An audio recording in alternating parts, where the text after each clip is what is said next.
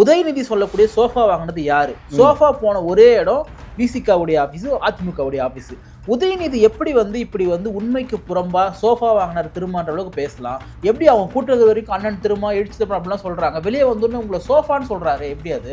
உதயநிதி அவர்களே, நான் இப்ப இடைநீக்கம் இருப்பதால் கொஞ்சம் அடக்கி பேசுறேன், இருந்தாலும் வாயை அடக்கி பேசணும். சோபான்றிய நீலாம் எப்படிதான் நீ என்னன்னு எனக்கு தெரியல, துணை முதல்வர் இருந்திருக்கு, இந்த இதுவும் சோபாங்க.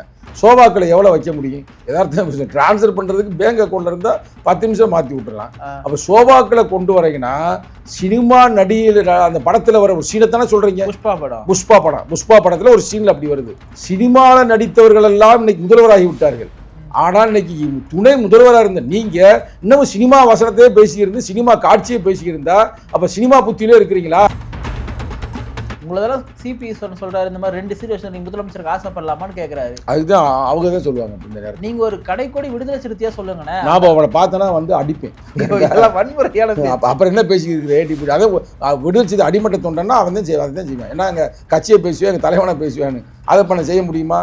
செய்ய முடியாது. ஜனநாயகத்தை நான் நம்பி இருக்கிறேன். அதனால அன்னைக்கு அடிமட்ட தொண்டனால சொல்றேன் தம்பி. புதிய தலைமுறை ஒரு நிகழ்ச்சி பண்ணியிருந்தாங்க. அதில் தலைவர் கலந்துக்கிட்டு பேசும்போது என்ன சொன்னார்னா, தேர்தலுக்கு பிறகு எல்லா கட்சிகளுமே நிறைய பேர் வாக்குகள் இழந்திருக்காங்க, பல சூழ்ச்சிகளாக நடந்திருக்கு. ஆனால் எங்கள் கட்சியை மட்டும் குறிவைத்து ஆட்களை தூக்குறாங்களே, இது ஒரு நியாயமா? ஒரு தலித் இயக்கம் இப்படி வளர்ந்து வந்துருக்கிறதெல்லாம் பார்த்து உங்களுக்கு இவ்வளோ எங்கள் மேலே ஒரு காழ்ப்புணர்ச்சி கொண்டு தூக்குறீங்களேன்னு சொல்லிட்டு கேட்குறாரு இல்லையா? யாரை கேட்குறாரு அந்த கேள்வி? யார் தூக்குறாங்க? திராவிட முன்னேற்ற கழகம் தான் அந்த வேலையை செய்யுது, வேற யாரும் அந்த வேலையை செய்வதில்லை. எத்தனையோ பேர் அவர்களுக்கு துரோகம் செய்திருக்கிறாங்க, அவங்களெல்லாம் ஒன்றும் கூட பண்ண முடியல. ஆனால் விடுதலை சிறுத்தைகள் என்றாலே அவளுக்கு இன்றல்ல தொடர்ந்து அந்த வன்மம் இருக்கிறது.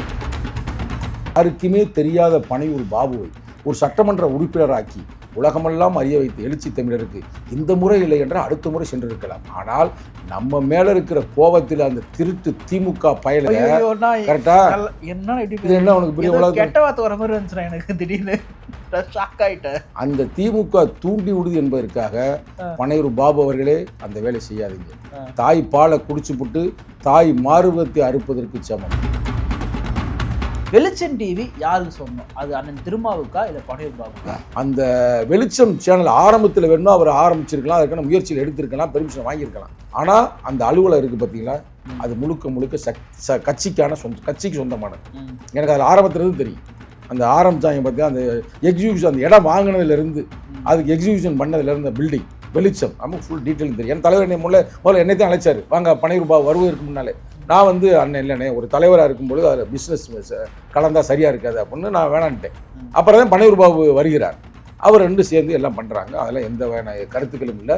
அவருடைய உழைப்பு இருக்குது, தலைவருடைய உழைப்பு இருக்குது. ஆனால் அந்த காலகட்டத்தில் 2012 நாம் வெளிச்சம் தொலைக்காட்சி உருவாக்க வேண்டும் என்று ஊரெல்லாம் சென்று தனது 50வது பொன் விழாவில் தங்கம் வாங்கினாரா? எல்லாரும் கொடுத்தானா? உங்கள் ஊர்லேயே கொடுத்துருப்பாங்கல்ல. எல்லா இந்திய அரசியல் வரலாற்றிலே யாருக்குமே நிகழாதது 25 கிலோ தங்கம் வாங்கப்பட்டது. சரி, நான் இப்போ ஷானவாஸ் தொடங்க போறான்னு ஒரு செய்தி. பனையூர் பாபு திமுக போயிட்டு பல விஷயங்கள்லாம் பேசியிருந்தாங்க. அதில் நான் பர்டிகுலர் உங்கள்கிட்ட கேட்க விரும்புகிறேன். நீங்கள் இது கட்சி சார்ந்த பேசணும் அவசியம் கிடையாது, உங்களுக்கு நல்லா தெரியும். உங்கள் வீட்டு பக்கத்தில் அது வெளிச்சம் டிவி வேற. வெளிச்சம் டிவி யாருக்கு சொந்தம்? அது அண்ணன் திருமாவுக்கா இல்லை பனையூர் பாபுக்கா? அன்பு நண்பர் பனையூர் பாபு அவர்களே, நான் அந்த காலகட்டத்தில் அந்த எம்எல்ஏக்களில் கூட ஒரு நல்ல எம்எல்ஏ அப்படின்னு நான் அவரை பாராட்டியிருக்கிறேன். ஏன் பாராட்டியிருக்கிறேன்னா அதையும் நான் நேரடியாக சொல்கிறேன்ல. அப்போ இருந்த எம்எல்ஏக்கள்லாம் நம்ம பெண் அமைப்புடைய நிறுவன தலைவர் யார், மருமகன் சபரீசன் அழைத்தெல்லாம் பேசியிருக்கிறாரு. எல்லாரும் போயிருக்கிறாங்க. ரைட், இது கூட சொன்னால் கூட பிரச்சனை தான். ஆனால் உண்மைதான், உண்மையை யாரும் மறைக்க முடியாதுல்ல. உண்மையை அன்னிகுண்டை விட வலிமையானதானே. நான் சொல்லலாம் எவனா சொல்லுவாங்க இல்லை. அப்போ அங்கே போகாத ஒரே எம்எல்ஏ பனையூர் பாபு தான்.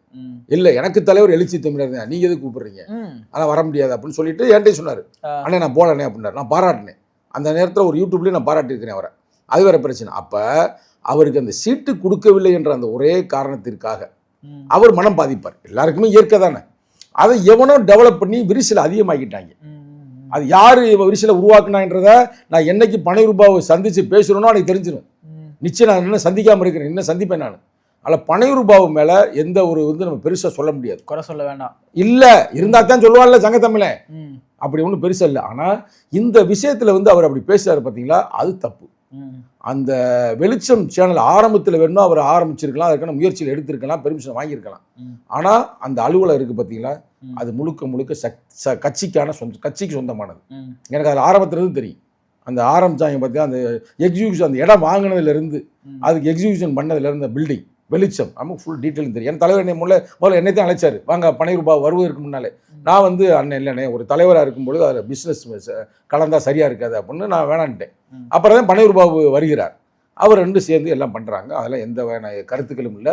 அவருடைய உழைப்பு இருக்குது, தலைவருடைய உழைப்பு இருக்குது. ஆனால் அந்த காலகட்டத்தில் 2012 நாம் வெளிச்சம் தொலைக்காட்சி உருவாக்க வேண்டும் என்று ஊரெல்லாம் சென்று தனது 50வது பொன் விழாவில் தங்கம் வாங்கினாரா? எல்லாரும் கொடுத்தானா? உங்க ஊர்ல கொடுத்துருப்பாங்கல்ல.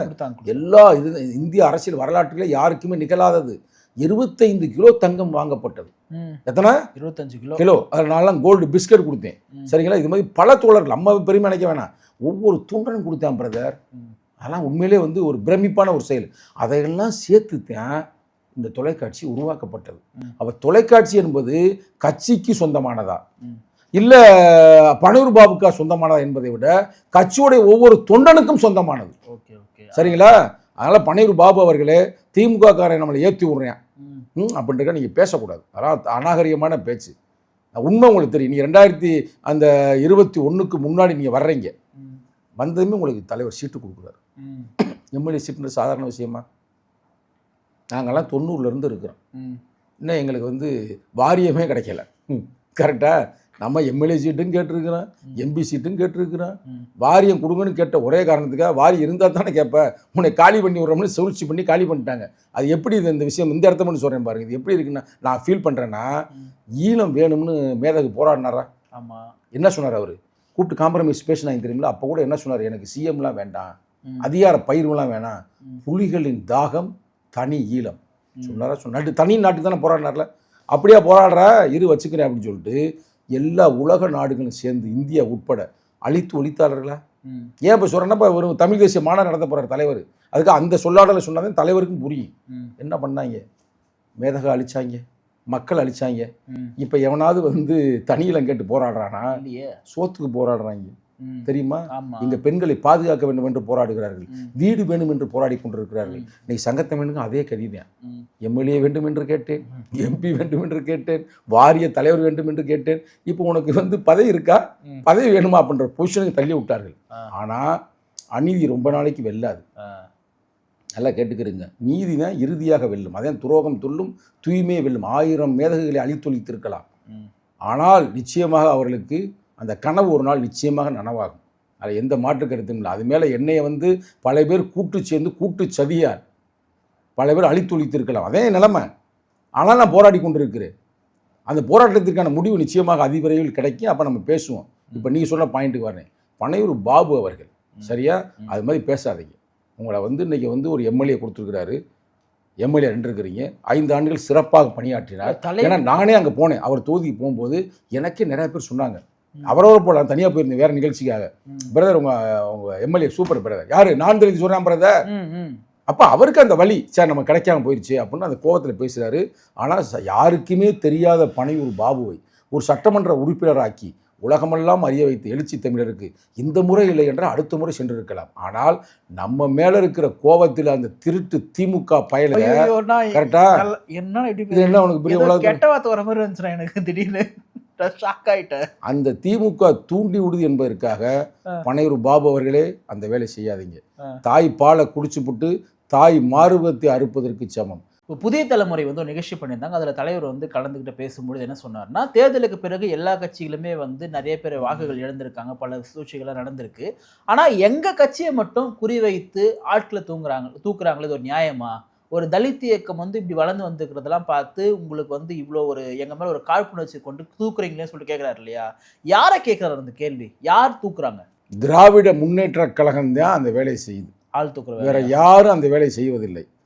எத்தனையோ பேர் அவர்களுக்கு துரோகம் செய்திருக்கிறாங்க, அவங்களெல்லாம் ஒன்றும் கூட பண்ண முடியல. ஆனால் விடுதலை சிறுத்தைகள் என்றாலே அவளை இன்றல்ல தொடர்ந்து அந்த வன்மம் இருக்கிறது. ஏன் தேர்தலை நம்ம பார்த்தோம்ல, தேர்தல் அந்த பிரச்சாரம் செய்யும் பொழுது மப்ளர் மாட்டிக்கொண்டு வேட்பாளர் வந்தாலும் சரி, மப்ளர் மாட்டிக்கொண்டு தொண்டர் வந்தாலும் சரி, அதெல்லாம் எடுத்துருங்க. நீங்க போய் உங்க ஏரியால பாருங்க எப்படி விசிகாவுடைய மப்ளர். அது மாதிரி தொடர்ந்து அவர்கள் செய்தார்கள். இன்று அதற்கான பலனை அனுபவிக்கிறார்கள். அதனால வந்து அதுக்கே எப்படின்னா நீ இந்த தூக்குற வேலையெல்லாம் வச்சேன்னா ஏதோ இருக்கிற இதுவும் போயிடும்.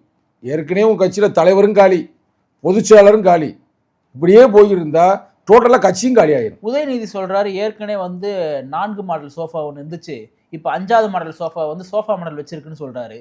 எனக்கு என்னன்னா, நீங்க இதுக்கு எப்படி பதில் சொல்ல போறீங்கன்னு தெரியல. என்னோட கேள்வி இதுதான், உதயநிதி சொல்லக்கூடிய சோஃபா வாங்கினது யாரு? சோஃபா போன ஒரே இடம் விசிகாவுடைய ஆபீஸ், அதிமுகவுடைய ஆபீஸ். உதயநிதி எப்படி வந்து இப்படி வந்து உண்மைக்கு புறம்பா சோஃபா வாங்கினார் திருமான்ற அளவுக்கு பேசலாம்? எப்படி அவங்க கூட்டுறது வரைக்கும் அண்ணன் திருமா எழுச்சி திரும்ப அப்படிலாம் சொல்றாங்க, வெளியே வந்தோடனே உங்களை சோஃபான்னு சொல்றாரு, எப்படி அது? உதயநிதி அவர்களே, நான் இப்போ இடைநீக்கம் இருப்பதால் கொஞ்சம் அடக்கி பேசுகிறேன். இருந்தாலும் வாயை அடக்கி பேசணும். சோபான்றிய நீலாம் வந்து எப்படி தான் நீ என்னன்னு எனக்கு தெரியல, துணை முதல்வர் இருந்திருக்கு. இந்த இதுவும் சோபாங்க. சோபாக்களை எவ்வளோ வைக்க முடியும்? யதார்த்தம் டிரான்ஸ்ஃபர் பண்ணுறதுக்கு பேங்க் அக்கௌண்ட்டில் இருந்தால் 10 நிமிஷம் மாற்றி விட்டுடலாம். அப்போ சோபாக்களை கொண்டு வரீங்கன்னா சினிமா நடிகையில் அந்த படத்தில் வர ஒரு சீனை தானே சொல்கிறீங்க? புஷ்பா படத்தில் ஒரு சீனில் அப்படி வருது. அப்போ சினிமாவில் நடித்தவர்கள் எல்லாம் இன்னைக்கு முதல்வராகி விட்டார்கள். ஆனால் இன்னைக்கு துணை முதல்வராக இருந்த நீங்க இன்னமும் சினிமா வசனத்தையே பேசியிருந்து சினிமா காட்சியை பேசியிருந்தா அப்ப சினிமா புத்தியிலே இருக்கிறீங்களா? கார்னர் பண்றாரு அவரு. அதுதான் நானும் பதில் சொல்லி இருக்கிறேன். அப்புறம் என்ன சொல்லி இருக்கிறேன்? அதனால கொஞ்சம் வாயை அடக்கி பேசுங்க. ரைட்டா? நிகழ்காலத்தோட ஒட்டி பேசுங்க. சோபான்னு பேசிக்கிட்டு நீங்க வந்து சோர்ந்து போயிடாதீங்க. ரைட்டா?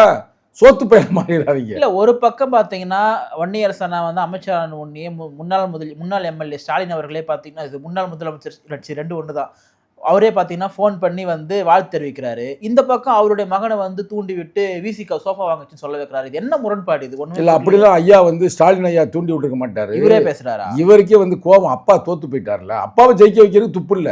யாராவது என்ன பண்ணுவாங்க? அப்பாவை பாதுகாப்பாங்க இல்லையா? அப்ப அப்பாவை வந்து பாதுகாக்க முடியல. டாக்டர் கலைஞர் மு கருணாநிதியை தளபதி ஸ்டாலின் வந்து பாதுகாத்தார். ஏன் நீ தோக்க விடல. ஆனா உன் அப்பாவை உன்னை பாதுகாக்க முடியாம உனக்கு சோபாலேயே உன் புத்தி இருக்குன்னா புத்தியை மாத்து தம்பி. இது வந்து திரு ஸ்டாலின் அவர்கள் சொல்லி பேச மாட்டாரா இந்த மாதிரி? அவரு அப்பெல்லாம் அவரை சொல்ல மாட்டாரு. தளபதி ஸ்டாலின் வந்து கொஞ்சம் நல்ல மனிதர்னு நான் கேள்விப்பட்டேன். தளபதி ஸ்டாலினா என்னடா 2 நாளுக்கு முன்னாடி தான் உங்களுக்கு பேட்டி எடுக்கும். ஓகே, தளபதி மன்னிக்கணும், நான் போன ஃப்ளோவில் வந்துருச்சு. தளபதி பட்டத்தை கொண்டு வந்து எடுத்தாச்சு. அந்த பட்டம் வந்து இப்போ விஜய் அவர்களுக்கு கொடுக்கப்பட்டிருக்கிறது. கரெக்ட் தான். ஏன்னா தளபதி என்றாலே என்ன? யாருமே செய்யாத சாதித்து காட்ட வேண்டும். அவர் சாதிச்சு காட்டார். 108 வந்து தனியாக நின்று ஜெயிச்சிருக்கிறாரு. அதே மாதிரி தலித் மக்களுக்காக இன்னைக்கு வந்து 8 அமைச்சர் பதவி கொடுத்துருக்கிறாரு. நிச்சயமாக அவர்களே ஜெயிச்சு வந்திருந்தாலும் கொடுத்துருக்க மாட்டாங்க. டாக்டர் கலைஞர் மு கருணாநிதி அவர்களை திருப்பி உயிர் பெற்று வந்து மீண்டும் ஆட்சியை பிடிச்சாலும் கூட அவரும் கொடுக்க மாட்டார். ஏன்னா அவங்க கோட்பாடு அப்படி. ஆட்சியிலும் பங்கு, அதிகாரத்திலும் பங்கு, கடைசி வரைக்கும் தர மாட்டாங்க. இதை கொடுத்திருக்கிறார். ஆக உண்மையான தளபதி விஜய் அவர்களால் ஆக என்னை மன்னித்துக் கொள்ளுங்கள், தளபதி பட்டத்தை மாற்றிவிட்டோம். சிபிஎம், சிபிஐ, விசிகா, ஐயுஎம்எல் இவங்களோட சேர்த்து இப்போ மதிமுகவை போயிட்டு ஆதவர்ஜுனா போய் சந்திச்சு ஷால் போட்டு வந்தாரு. அதனாலதான் அவர் வந்து சோஃபா வந்து 5ஆ மாறிச்சுன்றத உதயநிதி வந்து சொல்றாரு.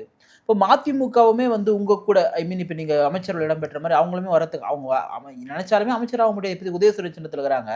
எப்படி மதிமுகவுமே விஜயோட இணைய பயணிக்கிற ஒரு திட்டம் இருக்கா? இல்ல ஐயா, வைகோ அவர்களுடைய பேட்டிகளை நீங்கள் பார்த்தீர்கள் என்றார் நிகழ்காலத்தில் அவர் வந்து விஜயோடைய அணுகுமுறையை, விஜயோடைய ஆட்சியை, தளபதி விஜயோடைய ஆட்சியை, மாண்புமிகு தமிழக முதல்வர் விஜயோடைய ஆட்சியை பாராட்டுகிறார், வரவேற்கிறார். அப்ப அது சிறப்பு தானே. வரப்போறாரு, வெல்கம். திமுக நிலைமை அதோ கதி. ஆனா திமுக இருந்த அந்த ஈஸ்வரன் ஒருத்தருக்கார் இல்லையா, கொங்கு ஈஸ்வரன், அவர்ல என்ன சொன்னாங்க, ரொம்ப கடுமையாக உங்களை விமர்சனம் பண்ணாங்க. விசிகாவில் ரொம்ப கடுமையாக வச்சுட்டு 2 சீட்டு முதலமைச்சர் ஆசையா, துணை முதலமைச்சர் ஆசையான்னு சொல்லிட்டு அந்த அளவுக்கு திமுகவில் இருக்கக்கூடியவங்கள திமுக தூண்டி விட்டு பேச வைக்கிறதுல கூட்டணின்றது நீங்கள் மட்டும் கிடையாது, நாங்கள் தானே கூட்டணி. யாரு? நாங்கள் கொங்கு ஈஸ்வரன், அவரு அம்மா பிரேமலதா தான் கூட்டணின்னு சொல்கிறாங்க. இந்த நேரத்தில் வந்து இந்த தம்பி வந்து ஓவராக என்னை கேள்வி கேட்டுக்கிறாரு. நான் ஏதாவது ஏட்டி பூட்டியாக பேசிடுவேன். இந்த என்னை நடவடிக்கை எடுக்க வேண்டும் என்று தலைவர்கிட்ட நெருக்கடி கொடுத்தவர்கள் ஒரு சில பேர் இருக்கீங்க, உங்களுக்கு தெரியும். இந்த கேள்விக்கெல்லாம் கொஞ்சம் பதில் சொல்லுங்க. இப்போ நீ என் கேள்வி கேட்டே இல்லை, உதயநிதி ஸ்டாலினை பற்றி பதில் சொல்லணும். இந்த கட்சியை வச்சு நீ தானே பயன் அடைஞ்சிருக்கிறீங்க. அதே மாதிரி இப்போ நீ சொன்ன ஈஸ்வரனா, அவர் பதில் சொல்லணும்ல. ஒரு ஆள் வாயை திறக்கலை. அப்போ அடிமட்ட கட்சி தொண்டனாக நான் கேட்கிறேன். என்னால் இப்போ சொல்ல முடியாது. நான் ஏதாவது ஏட்டி பூட்டியாக பேசிட்டா அது கஷ்டமாகி போயிடும். அதனால் வந்து நீங்கள் வந்து அந்த பொறுப்பில் நல்லா அணிவிப்பவர்கள், விடுதலை சிறுத்தைகள் உழைப்பில் நல்லா இன்னைக்கு ஊஞ்சலாடுபவர்கள், நீங்கள் அதற்கெல்லாம் பதில் சொல்வீர்கள் என்று நான் நம்புகிறேன். நீங்கள் சொல்ல மாட்டீங்க. நான் எதுக்கு சொல்லணும்? உங்களதெல்லாம் சிபி சொல்றாரு இந்த மாதிரி 2 சீட் நீங்க முதலமைச்சருக்கு ஆசைப்படலாமான்னு கேக்குறாரு. அதுதான் அவங்க தான் சொல்லுவாங்க இப்ப இந்த நேரத்தில். நீங்க ஒரு கடைக்கோடி விடுதலை சிறுத்தையா சொல்லுங்கண்ணே. நான் அவனை பார்த்தேன்னா வந்து அடிப்பேன். இதெல்லாம் வன்முறையானது. அப்புறம் என்ன பேசிக்கிட்டு ஏடிபி அதை விடுதலை அடிமட்ட தொண்டன்னா அவன் தான் செய்வான், அதை தான் செய்வேன். ஏன்னா எங்கள் கட்சியை பேசுவேன், எங்கள் தலைவனை பேசுவேன்னு அதை பண்ண செய்ய முடியுமா? செய்ய முடியாது. ஜனநாயகத்தை நான் நம்பி இருக்கிறேன். அதனால வந்து அன்னைக்கு அடிமட்ட தொண்டைனாலும் சொல்றேன் தம்பி. ஓகே ஓகே புரியுது. அதனால வந்து அவர்கள் தான் ரொம்ப ஜனநாயகவாதிகள், டிப்ளமேட்டிக்காக அதுக்கு ஆன்சர் சொல்லுவாங்க. நம்ம இதுக்கு தேவையில்லாத பிரச்சனை போய் மாட்டிக்கிட்டு. இப்போ தாவேக அரசினுடைய செயல்பாடுகளில் மக்கள் வந்து கொஞ்சம் அதிருப்தியில் இருக்காங்க இந்த கரண்ட் பிரச்சனையால. இந்த மாதிரி வந்து ஃபீஸ் கேரியர்லாம் வந்து புடுங்கிட்டு போயிடுறாங்க திமுக ஆட்கள் சொல்லிட்டு ஒரு பக்கம் சொல்றாங்க. நீங்க எப்படி பாக்குறீங்க இந்த கரண்ட் பிரச்சனையை? நான் போன இன்டர்வியூல வந்து திருட்டு திமுகன்னு ஏதோ தெரியாம வாயில சொல்லிட்டேன். அது உண்மை மாதிரி இருக்க பண்ணி சொல்றத பார்த்தேன். என்னப்பா அப்படிலாம் செய்ய மாட்டாங்கப்பா, அவ்வளவா பண்ணுவாங்க. என்ன அப்படி பேசுறேன்? இல்ல உண்மையா தான் கேட்கறேன் நானு. நீங்க உங்களுக்கு அது பிரதான பிரச்சனையா இருக்கா மின்சார பிரச்சனை அப்படின்றது தாவேகவுடைய ஆட்சியில? நான் பார்க்கல, நான் சென்னையில் இருக்கிறேன், எங்களுக்கு அவ்வளோ அப்படி ஃபீஸ் போட. ஆனால் போதுன்னு சொல்கிறாங்க, ரைட்டா? அதெல்லாம் வந்து சரி பண்ணணும். அது ஆட்சியை பிடிச்சது மட்டும் பத்தாது, கரெக்டாக? விஜய் அவர்களே இது மாதிரி திருட்டு திமுக என்னென்ன வேலைகள் செய்தோ அதெல்லாம் தடுத்து ஒரு நல்ல நடவடிக்கை எடுக்க வேண்டும்படி கேட்டுக்கொள்கிறேன். ராகவா லாரன்ஸுடைய அந்த அரசியல் வருகையை எப்படி பார்க்குறீங்க? வெல்கம் பண்ணுறாங்க அவரை. 1000 பூக்கள் மலரட்டும், வரட்டும் பிரதர். உங்களுக்கு என்ன, அவர் என்ன நினைப்பாருன்னா நம்மளும் டான்ஸ் ஆடினா நம்மளும் படத்தை நடித்தா நம்ம படம் 100 நாள் ஆச்சு அப்படின்னு. அவர் வந்தாலும் அவரையும் சேர்த்துக்குருவோம். இன்னும் வேறு தனுஷ் வரப்போகிறார், அவரையும் சேர்த்துக்குருவோம். சிம்பு வரப்போகிறார், அவரையும் சேர்த்துக்குருவோம். ஜிவி பிரகாஷ் வர்றாரோ, அவரையும் சேர்த்துக்குருவோம். யார் வந்தாலும் நாங்கள் அழைப்போம் அன்போடு. ஆனால் அதே நேரத்தில் இந்த மக்களுக்காக, இந்த மக்களுடைய கொடுமைக்காக தொடர்ந்து களமாடுபவர்களையும் நீங்கள் பார்க்க வேண்டும். தலைவர் அவர்கள் அந்த புதிய தலைமுறை பேட்டில் சொல்கிறாரு, நாங்கள் எப்போ வேண்டுமானாலும் அமைச்சர்லேருந்து வெளியேறுவோம். நாங்கள் இது வரைக்கும் திமுகவுடைய கூட்டணியில் வந்து இல்லை, இங்கேயும் இல்லை அப்படி இந்த ரெண்டுத்தையுமே சொல்கிறார் இல்லையா? இது ரொம்ப கான்ட்ரவர்சியாக இருக்குது. எப்படி ரெண்டுமே இல்லாமல் அமைச்சர் இருக்க முடியும்? இது மாதிரி இந்த ஏட்டி பூட்டியா கேள்வி கேட்காது, நீங்கள் கேட்கக்கூடாது. வேணா புரியாத வந்து ஏன்னா தற்கூறிகள் கேட்கலாம். தற்கூரிகளுடைய கேள்விகளுக்கு பதில் சொல்லுங்க. ஓ அப்போ நீங்கள் தற்கூரியா? நான் இல்லைண்ணா, தற்கூரிகளுடைய கேள்விகளுக்கு அது என்ன கேட்டுங்க. தலைவர் என்ன சொல்ல விரும்புகிறாருன்னா, நான் வந்து ஆதரவு தந்தேன் ஒரு கட்சியிலிருந்து, நான் வெற்றி பெற்றிருந்தேன் சொல்ல. அதாவது ஒரு சொல்லாடலில் சொல்லப்படாத விஷயங்கள் அடங்கியிருக்கு. அதுக்கு வந்து டைலக்டிக்ஸ்ன்னு பேர், கரெக்டாக? அது என்ன சொல்ல வர்றாருன்னா, நான் வந்து ஆதரவு கொடுத்தேன். ஏன் ஆதரவு கொடுத்தேன்? அவங்க 108 தொகுதி தான் வெற்றி பெற்றிருந்தார்கள். அவங்களுக்கு சப்போர்ட்டாக நாங்கள் போய் கொடுத்தனால தான் ஜனநாயகத்தை காப்பாற்றப்பட்டோம். இல்லை என்றால் ஆளுநர் ஆட்சி வந்திருக்கும். ஆளுநர் ஆட்சி வந்திருந்தால் அமித்ஷா இங்கே வந்திருப்பார். அதனால இந்த வேலையை நாங்கள் செஞ்சுட்டோம். அது வந்து நாங்கள் வந்து சுயமாக முடிவெடுத்தோம், சுய மரியாதையோடு முடிவெடுத்தோம். அதே மாதிரி நாளைக்கு இவர்கள் தவறாக ஆட்சி செய்தால் அது வேண்டாம், வெளியேறும் நடந்தாலும் அதை நாங்கள் சுயமாக செய்வோம்ன்றார். இதான் அதில் சொல்லப்பட்ட கருத்து. ஆனால் இதை வந்து இவங்க குண்டக்க மண்டக்க அவங்க பாட்டு போட்டு விட்றாங்க. அதெல்லாம் தப்பு. நாங்கள் வந்து எந்த முடிவு எடுத்தாலும் விடுதலை சிறுத்தைகள் எங்கள் கட்சியோடைய நலன் சார்ந்து, மக்களின் நலன் சார்ந்து தான் நாங்கள் நடவடிக்கைகளை எடுக்கிறோம். நிகழ்ச்சியில் பங்கேற்று பல்வேறு கருத்துக்களை பகிர்ந்தமைக்காக நன்றி. நன்றி, வணக்கம்.